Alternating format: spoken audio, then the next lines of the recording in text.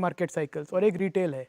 तो जो fund managers हैं उनका फोकस, स्पेशली जो 10-20 साल से काम कर चुके हैं उससे, उनका फोकस रहता है कि जो चीज़ जैसी है, जो फैक्ट्स हैं उनको फैक्ट्स की तरह देखें, उस पर अपना बायस ना लाएं और उस पर रिएक्ट करें पोर्टफोलियो स्ट्रैटेजी में। और रिटेल जो है ओरिएंटेशन उनका रहता है कि फैक्ट्स छोड़ो, प्राइस है, अगर ऊपर जा रहा है तो सब अच्छा है। तो ये मार्केट में एक डिस्कनेक्ट होता है। और रिटेल का जो इन्वेस्टमेंट का जो अप्रोच है उसको, वो काफ़ी मोमेंटम ओरिएंटेड रहता है कि जब तक मोमेंटम स्ट्रांग है, जैसे संजय जी ने भी कहा 8% ज़्यादा रिटर्न मिल रही है तो लोग कहेंगे भाई मैं क्यों रखूँ एफडी में। तो जब तक वो मोमेंटम चल रहा है उसको एनालाइज करना और उसको प्रेडिक्ट कर पाना, क्योंकि वो लिक्विडिटी ड्रिवन है, तो ये कह पाना कि कब ऐसा इवेंट होगा कि लिक्विडिटी उनकी मार्केट से ड्राई हो जाएगी, बहुत मुश्किल है।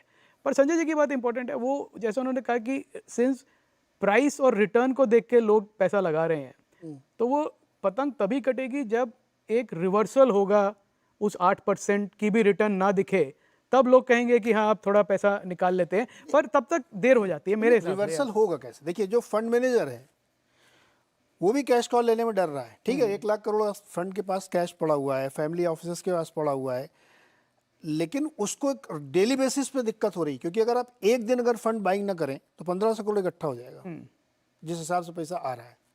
तो आप एक हफ्ते मत करिए, 7,500 करोड़ आपको डालना पड़ेगा मार्केट में। वही तो हो रहा है ना नीरज जी, जो आप कह रहे हैं बिल्कुल वही हो रहा है। मतलब that is what the point is कि फंड मैनेजर जो हैं, पब्लिक मैनेजर्स हैं, उनके ऊपर प्रेशर है, प्रॉब्लम है कि नहीं लेना चाहते। अब जैसे आपने कहा, जो आप अगले हिस्से में आएंगे, जो पी फंड्स हैं, फाउंडर्स हैं, वो बेच रहे हैं, तो वो क्योंकि माल ऐसे ही लोग ले रहे हैं ना जिनको डिप्लॉय करना है मोटा पैसा। चलो यहाँ से हम ले लेते हैं, तो क्यों बेच रहे हैं? क्या ये ज़्यादा स्मार्ट लोग हैं कि तेजी बाजार में बेच के निकल लेंगे? हिस्टोरिकली तो ऐसा हुआ है, इनका एक सेंस रहता है। बेच के पैसा कहाँ ले जाएंगे? आई डोंट नो कि मार्केट में लगाएंगे। ये बेच के करेंगे क्या, ये भी तो क्वेश्चन है। नहीं, असेस करना मुश्किल होता है शॉर्ट टर्म में क्या व्यू है, पर अगर कोई बिजनेस चला रहा है और अपने बिजनेस का वो हिस्सा बेच रहा है, तो मेरे को ये लगता है कि कोई तभी बेचेगा जब उसको लगेगा कि मेरा बिजनेस इतना ज़्यादा ओवर प्राइस्ड है कि ये मेरे को वापस यही शायद सस्ते में बाद में मिल जाए, क्योंकि मुझे मालूम है कि मेरे बिजनेस में जो की रियल वैल्यू क्या है। और पर प्रॉब्लम क्या होती है नीरज जी की मार्केट काफ़ी समय तक गलत या सही रह सकता है, उसको प्रेडिक्ट कर पाना कि कहाँ पे वो मोमेंटम ब्रेक होगा वो बहुत मुश्किल है। पर जब टूटता है तो जोर से टूटता है। जो ये बात सही। मैं एक बार ये नंबर दर्शकों को दिखाना चाहता हूँ कि जो ब्लॉक विंडो में होता है ना, जबकि मार्केट ओपन से पहले एक ब्लॉक में आप बेचते हैं, अभी पिछले कुछ दिनों आप रोज सुनते होंगे, आवाज़ पे भी हम लोग खबर चलाते रहते हैं कि फलाने जी ब्लॉक करेंगे, ढिमकाने जी ब्लॉक करेंगे, डेली बेसिस पे हो रहे हैं। तो पिछले 3 साल में देखिए आप, ये मैं बल्क डील की बात नहीं कर रहा हूँ, ये ब्लॉक है जो विंडो में हो रहा है। FY23 में 1,87,000 करोड़ की ब्लॉक डील्स हुई, 24 में पिछले साल में 1,70,000 करोड़ की, और इस साल अभी तक 90,000 करोड़ हो चुका है, और इसी हफ्ते 20,000 करोड़ हुआ है। इस तरह के लोग बेच रहे हैं। तो एक बार जरा फिर से जाऊंगा मनीष जी के पास। मनीष जी, ये क्या जो डील्स हो रही हैं, खूब पे प्रमोटर भी बेच रहे हैं, पी वाले भी बेच रहे हैं, बेच के निकल रहे हैं, इसमें 2 सवाल है मेरे कि ये क्यों बेच रहे हैं, पहला सवाल, और दूसरा बेच के पैसा ले कहाँ जा रहे हैं? नहीं, मार्केट में कोई जब खरीदता है तो सामने किसी को बेचना पड़ता है, अदरवाइज खरीदोगे कहाँ से? कोई नया नहीं है ना। आई मीन आपको बेचना, किसी को बेचना पड़ेगा। 2 ही तरीके हैं पैसा बनाने के, मोमेंटम खेलने का with strict stop loss, technical काम है उसको, और दूसरा जो प्रमोटर कर रहा है वो करने का। बाकी सारी तरीके जो है वो इधर उधर घूम करके नेट इंडेक्स या इंडेक्स से नीचे आ जाते हैं। तो बड़ा पैसा बनाने के 2 तरीके हैं। अगर पेशेंट हो तो ये बहुत करो कि प्रमोटर, क्योंकि वो इनसाइडर है पूरी दुनिया में, कई जगहों में, हर ज्योग्राफी में, इंक्लूडिंग आई थिंक रामोयन ने इंडिया में भी स्टडी किया है कि 2 ही स्ट्रैटेजीज काम करती हैं जो सस्टेन्ड बेसिस पे मार्केट को आउट परफॉर्म करने के लिए आपको एक एवरेज सहायता देती है। एक कि मोमेंटम, बेसिकली जब तक मार्केट 200 दिन मूविंग एवरेज या 100 दिन मूविंग एवरेज से ऊपर रहे तब तक पोजीशन चलाओ, और एक लेकिन स्ट्रिक्ट टेक्निकल स्टॉप लॉस रखो कि अगर कटे पतंग तो अपने पहले निकलने का है ना। मैं आपको छोटा सा एग्जांपल देता हूँ। 99-2000 की बात है। हयात शुरू हयात के अंदर एक हमारा फंड मैनेजर जो एक टेक फंड चलाते थे, वो बड़े आदमी बन गए वो। उस वक्त कुछ तो 80-90% कैगर रिटर्न दे रहे थे।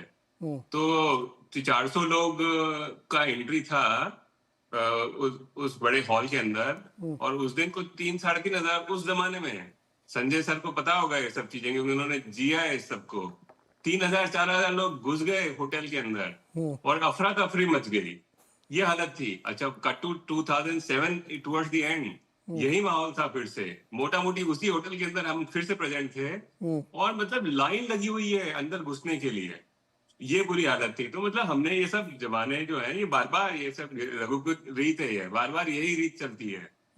तो अब प्रमोटर क्यों बेच रहा है, उसका आंसर सिर्फ ये है क्योंकि आप खरीद रहे हैं, और कोई तरीका और कुछ नहीं है। कोई खरीदे, आप खरीदोगे तो एक साधारण मार्केट के अंदर तो आप खरीदोगे और मैं बेच दूंगा, लेकिन अब मेरे को भी नहीं बेचना है और आपको भी नहीं बेचना है, तो किसी को तो बेचना पड़ेगा। तो एक लेवल पे प्रमोटर की elasticity to sell is when he thinks की value is higher than the intrinsic value, substantially higher, वो माल बेच देगा। प्रमोटर बैलेंस शीट अलग तरीके से बेचती है, बैलेंस शीट माल तब बेचती है जब उसको इन्वेस्ट करना होता है।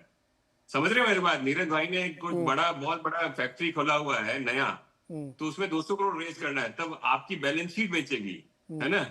और नीरज भाई की एक कंपनी है, उसमें नीरज भाई अगर अपना माल बेच रहे हैं तो उसको बोलते हैं प्रमोटर का बेचना। प्रमोटर कब बेचता है? जब उसको लगता है कि वो मतलब बड़ी दूरियां हो गई है वास्तविकता से।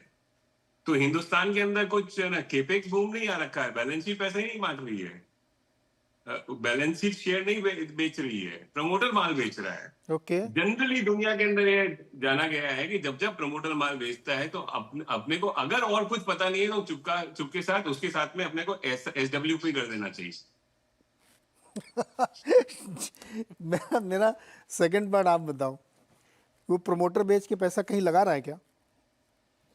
देखिए नीरज जी, मैं उसको सिंपल कहूँ, एक आदमी बलून बेच रहा है और दूसरा बलून खरीद रहा है, यही चल रहा है। अगर इसको एकदम सिंपल कहें ना, अब वो वाला बड़ा खराब टर्म, इसलिए मैं उसको बोल नहीं रहा हूँ कि मैंने बेचा बलून और आपने दूसरा कुछ चिपका दिया, तो ये चल रहा है। बट मेरा क्वेश्चन ये नहीं है कि ये, मैं जजमेंटल नहीं, उसमें चिपक रहा है ये बिकॉज ऑफ लिक्विडिटी हो या कोई भी रीजन हो। क्या फैमिली ऑफिस कितने दिन तक कैश में बैठे रहेंगे? बताइए आप, कैसे चलेगा ये?